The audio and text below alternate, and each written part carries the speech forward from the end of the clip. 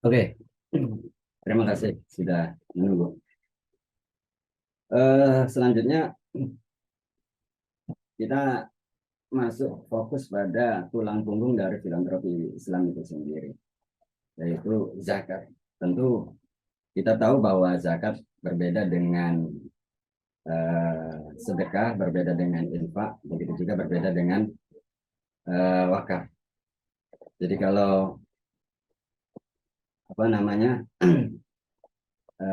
infak itu infak dan sedekah itu berkaitan dengan pemberian yang universal, tidak dibatasi waktu dan tidak ada syarat-syarat tertentu. Sementara zakat itu pemberian yang dibatasi waktu atau haul dan juga harus memenuhi syarat-syarat tertentu. Sementara wakaf ini pemberian yang bersifat kemanfaatannya yang berjangka panjang. Nah, pada awalnya pada masa pemerintahan Islam di bawah Nabi maupun Khulafaur Rasyidin, zakat memegang peranan penting di dalam kebijakan fiskal, bahkan zakat menjadi sumber utama di dalam pembiayaan pemerintahan. Selain pendapatan-pendapatan lain seperti harta faid atau rampasan perang, kemudian raj, pajak, bumi dan rumah, atau jizyah, iuran untuk kalangan non-muslim. Tetapi yang paling dominan adalah pendapatan dari zakat. Sehingga tidak heran di dalam ayat perintah zakat itu redaksinya menggunakan khud min amwalihim, ambillah zakat, sehingga sebetulnya syariat zakat itu adalah syariat institusional, syariat yang bisa terlaksana kalau ada peran dari institusi. Dalam konteks ini adalah amil, karena bagaimana kita melaksanakan khud kalau tidak ada institusinya.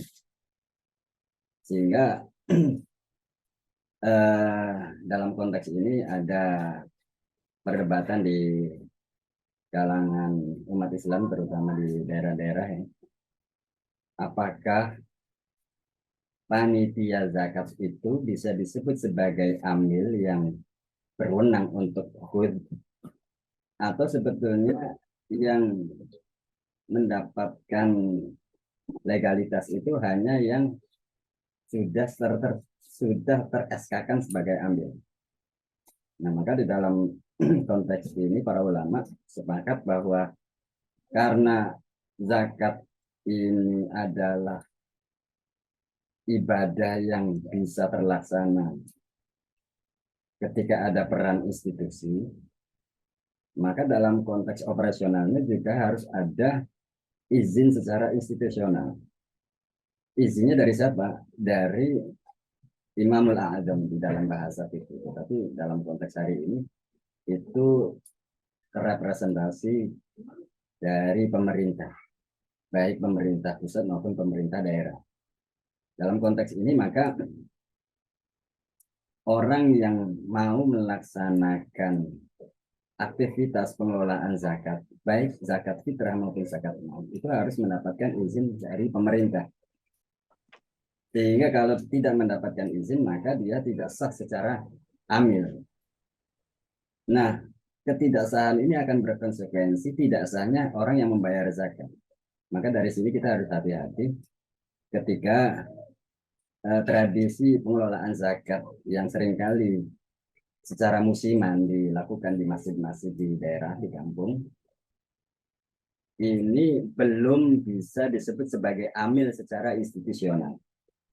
Sehingga dia tidak sah sebagai amil, sebagai pihak yang diberikan kewenangan untuk mengelola zakat. Sehingga kalau sementara ini terjadi praktek-praktek panitia zakat di masjid-masjid di kampung itu, maka itu tidak lebih dari panitia zakat yang posisinya sebagai wakil dari mustaki. Karena dia posisinya wakil dari mustaki, maka dia tidak berhak mendapatkan jatah amil yang 1/8 itu. Yang kedua, maka zakatnya muzaki yang dititipkan kepada panitia zakat sebelum zakatnya itu diterima oleh mustahik, maka zakatnya itu belum, kewajiban zakatnya belum gugur. Karena posisi panitia itu bukan amil, tetapi hanya sebagai wakil. Karena posisinya sebagai wakil, maka zakatnya muzaki yang diwakilkan kepada panitia tersebut harus sudah sampai kepada mustahik untuk menggugurkan kewajiban.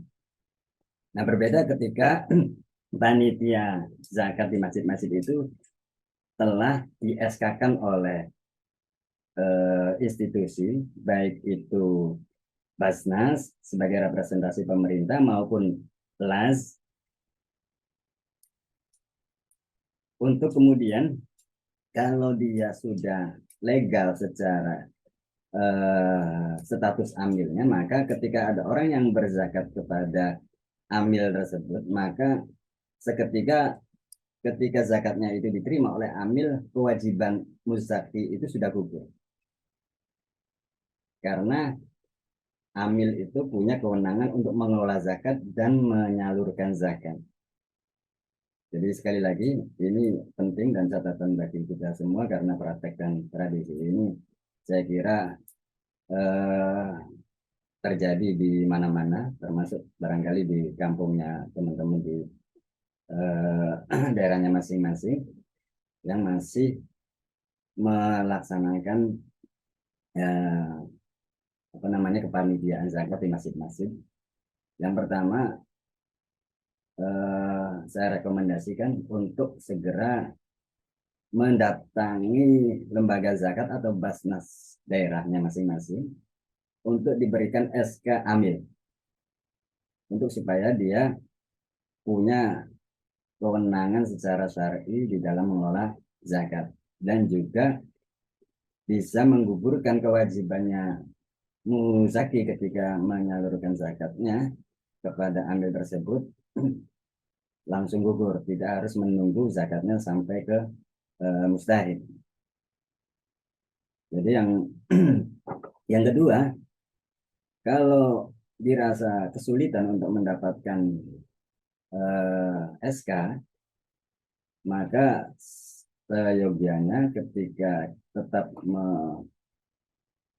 menjalankan kepanitiaan zakat itu hanya sebagai perantara saja, jadi tidak dikumpulkan. Jadi kita sudah punya data mustahiknya, sehingga ketika ada orang yang berzakat datang di kepanitiaan zakat, langsung diberikan kepada mustahik sesuai yang data kita list.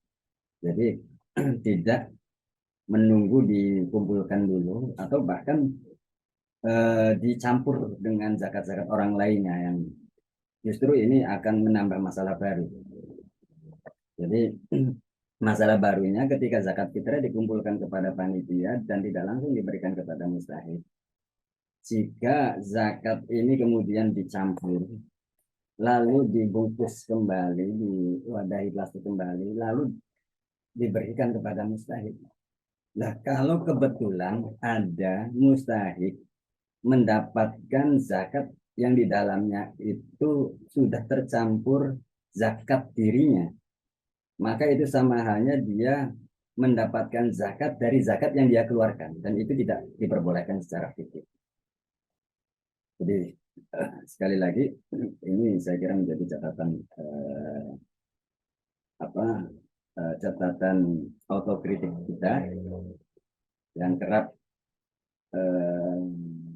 permisif terhadap praktek-praktek kepanitiaan zakat yang justru itu akan menjadi problem baik dari sisi status keamilannya maupun dari sisi keabsahan orang yang zakat terhadap panitia tersebut. Oke, jadi karena zakat pada masa Nabi dan Khulafaur Rasyidin itu menjadi sumber fiskal dan menjadi sumber pendapatan negara, maka zakat itu digerakkan langsung oleh negara. Sehingga tidak heran ketika pada masa Khulafaur Rasyidin, masanya Abu Bakar memerangi orang-orang yang tidak mau membayar zakat. Tentu ketidakmauan atau keengganan mereka membayar zakat itu akan mempengaruhi ruang fiskal negara, sehingga negara akan mengalami defisit, sehingga negara akan kolaps. Sama halnya keengganan membayar zakat itu sebagaimana pemberontakan. Maka wajar kemudian Abu Bakar memerangi orang membayar zakat. Kenapa? Karena yang pertama, mereka bukan saja tidak menjalankan syariat agama, tetapi juga akan membahayakan ruang fiskal negara, sehingga negara akan mengalami defisit dan kolaps, karena pendapatan dari zakat itu merupakan instrumen yang paling dominan di dalam pemerintahan pada masa itu. Nah, saya kira sebetulnya tata kelola zakat itu secara konsep konsisten ya, baik pada masa Nabi hingga hari ini. Hanya saja memang di dalam pengumpulan dan pendistribusiannya itu selalu ada inovasi dan penyesuaian sesuai dengan kebutuhan zaman. Oke, lanjut. Jadi sekali lagi di sini saya tidak ingin berpretensi untuk menjelaskan secara detail tentang sejarah pensyariatan dan dalil kewajiban zakat, karena saya kira itu sudah banyak dibahas di dalam kitab-kitab fikih, dan sebetulnya ini menjadi pengetahuan umum bahwa zakat itu merupakan bagian dari rukun Islam, dan itu wajib bagi orang yang telah memenuhi kriteria yang telah ditetapkan. Dan kewajibannya di dalam Al-Quran itu selalu disandingkan dengan kewajiban sholat, aqimus sholat wa atuz zakat. Dan selain ini menjadi pengetahuan umum, di dalam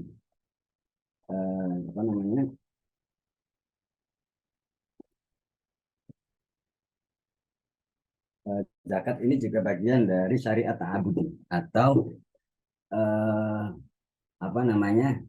ketaatan mutlak, yang kita tidak dituntut untuk menelusuri dan merasionalisasi di balik perintah wajibnya. Jadi ya ini ta'abudi sebagaimana ta'abudinya wudhu gitu misalnya. Kenapa kok yang kentut pantat yang suruh dibasuh adalah muka?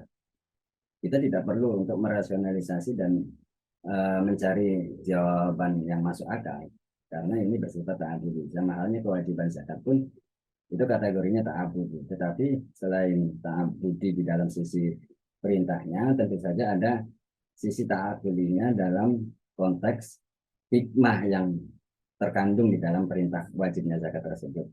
Jadi yang bisa kita rasionalisasi adalah hikmahnya. Dan tentu saja penjelasan para ulama di dalam menguraikan hikmah-hikmah zakat ini juga bermacam-macam, dan ada sekian banyak perspektif ulama di dalam menjelaskan hikmah berzakat ini. Tetapi paling tidak dari semua ulama tidak lepas dari 3 hikmah ini. Yang pertama,